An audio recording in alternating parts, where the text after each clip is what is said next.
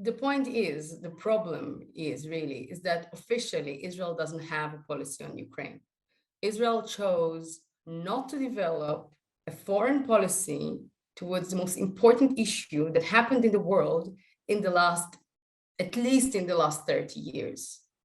This is very concerning, in my opinion. This is a huge problem for Israel's foreign policy.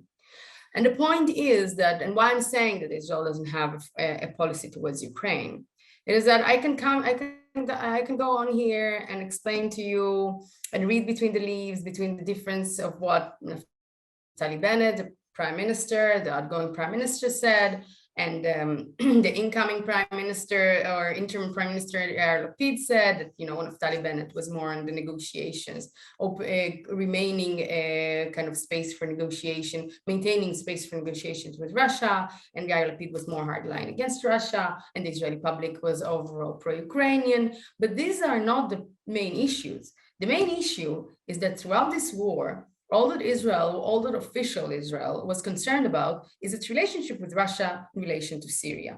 And this is a big problem. And why is it a big problem? Because Russia intervened in Syria in 2015, in October 2015. The world was completely different. Yes, the world was a world of 2015, and Israel could develop a certain understandings with Russia to create some kind of coordination with Russia in Syria, in order to pursue goals that I have to underline. There were common goals. Yes, Russia was not doing Israel any favors when it coordinated with Israel not to clash against each other. Russia needed that coordination with Israel no less than Israel needed the coordination with Russia.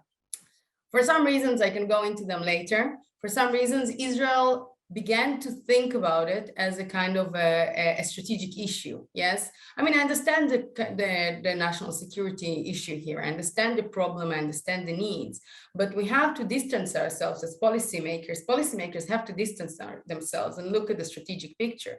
Yeah, so there is an obvious disbalance in this relationship between Russia and Israel, where Israel views this coordination in Syria as far more important for itself than for the Russians.